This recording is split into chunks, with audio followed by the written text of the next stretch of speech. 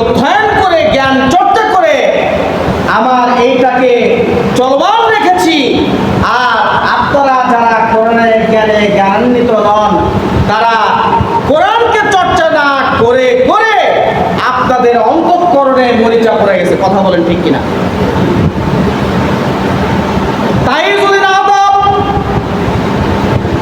হাদিস শরীফে এসেছে আল মুসলিমু আকুল মুসলিম, এক মুসলমান অপর মুসলমানের ভাই। আরেকটি রাওয়াতে এসেছে আল মুসলিমু মিরআতুন, এক মুসলমান আর এক মুসলমানের আয়না স্বরূপ।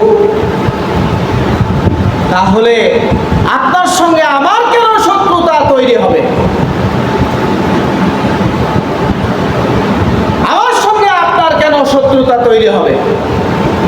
হবার তো কথা আত্মীয়তার সম্পর্ক। কথা বলেন ঠিক কিনা? আপনি চিন্তা করছেন এক, রব্বে কারীম পরিকল্পনা করছেন এক। এ কারণে রব্বে কারীম বলছেন বিসমিল্লাহির রাহমানির রাহিম।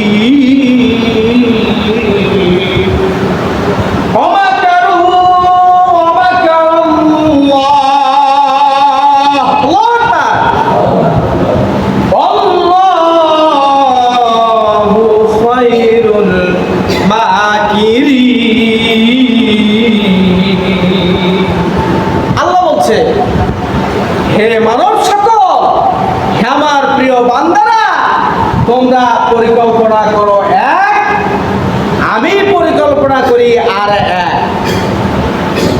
আমি যে পরিকল্পনা করি, আমার পরিকল্পনার উপর কারো পরিকল্পনা করার ক্ষমতা অত্যাবধি কারো হয় নাই। পূর্বের স্মৃতিতে ফিরে যায়। নমরুদ যখন হযরত ইব্রাহিম আলাইহিস সালামকে তার ধর্ম প্রচার করার জন্য বিভিন্নভাবে বাধা প্রয়োগ করতে থাকলো, সর্বশেষে, কথা সংক্ষেপ করছি,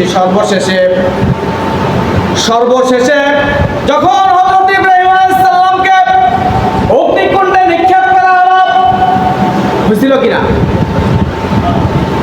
ইব্রাহিম আলাইহিস সালামকে যখন অগ্নিকুণ্ডে নিক্ষেপ করা হলো, ইব্রাহিম আলাইহিস সালামের কিঞ্চিত পরিমাণ শরীরের কোন লোম পড়তে পেরেছে কিনা? পারে নাই। রব্বুল ইজ্জতের জালালের সৃষ্টি অগ্নিকুণ্ড। আল্লাহ তাআলা অগ্নিকাণ্ডকে বলে দিলেন, হে আমার সৃষ্টি অগ্নিকাণ্ড, তুমি আমার কথা শুনবা না নমরুদের কথা শুনবা? প্রশ্নই আসে না। নমরুদকে আমি চিনি না। ইব্রাহিম আলাইহিস সালামকে আগুনে ফেলে দেওয়া হলো। দুনিয়ায় যদি আমাদেরকে এরকম পরীক্ষায় ফেলা হয়, অস্তিত্ব আমাদের থাকবে?